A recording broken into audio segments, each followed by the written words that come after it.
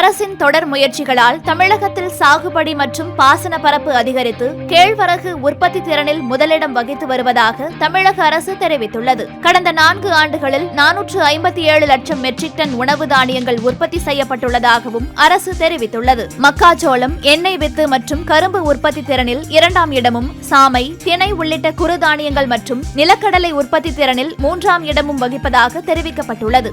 இணையம் வழி விண்ணப்பித்த ஒரே நாளில் 5 லட்சம் ரூபாய் வரையில் கூட்டுறவு சங்கங்கள் மூலமாக பயிர் கடன் வழங்கப்பட்டு வருவதாகவும் தமிழக அரசு தெரிவித்துள்ளது.